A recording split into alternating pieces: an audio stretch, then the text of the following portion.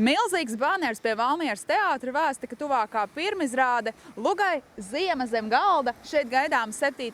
februārī, bet vispār jau Valmieras teātrs piedāvā vairāk kā 20 dažādas izrādes, tā kā atliek vien izvēlēties katra gaumei tīkamāko.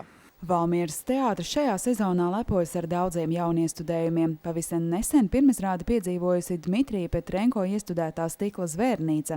Decembrī skatītājiem pirmo reizi bija iespēja vērot Mārtiņa Eihas režijā tapušo izrādi Lūša stundā, kā arī Vāra Braslas iestudējumu Triumfa arka. Teātra repertuārs šobrīd ir ļoti plašs, sākot ar jautrām komēdijām, beidzot ar pārdomas rosinošām traģēdijām. Ir latviešu oriģināla lūgas, ko ļoti labā sadarbībā ar Alvu Lapiņu veids Varis Brasla.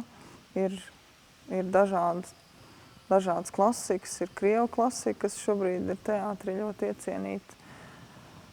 Gan arī jaunākā Eiropas un Amerikas literatūra. Un tas, ko mēs pamatā skatāmies, veidojot šo repertuāru, ir tomēr balstoties uz aktieru personībām, uz to, lai aktieriem būtu lielas lomas. Un tāpēc pagājušā gadā, piemēram, bija gan Zaikina Kvarķira, kur brīnišķīgas lomas nospēlēja Ieva Puķa, Imants Strats, Elīna Vāne, Kārlis Neimanis, Tālāts Lasmanis un pārējie. Un te pašā laikā ir Raudupiete, kas ir balstīta uz ļoti fantastisku Elīnas Vānes aktieru darbu.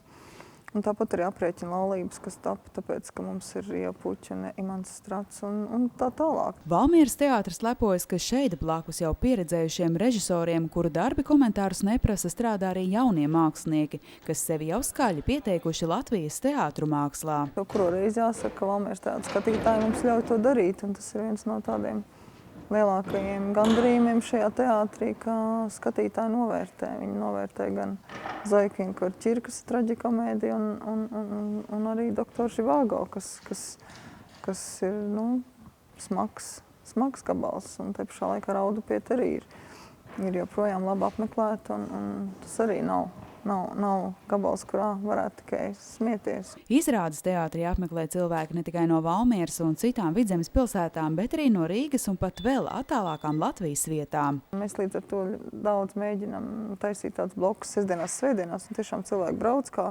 Valmiera kļūst par tādu kultūru turismu galamērķi, jo cilvēki brauc, no tās izrādes paliek pa nakti viesnīcā, pēd, aiziet varbūt no rīta vēl uz Olimpisko centru paslidot un otrā dienā nāk uz otru izrādi. Tā kā tas Valmiera kā tāds kultūras ceļojuma galapunkts šobrīd, man liekas, tiešām ir ļoti iecienīts. Pavisam nesen teātrī pasniegta pirmā Krodera balva, kuru saņēma dēls teātra aktrise Indra Briķe. Šobrīd Krodera fonda viens no mērķiem ir savākt līdzekļus, lai jau pavisam drīz pie teātra taptu piemineklis izcilajam režisoram.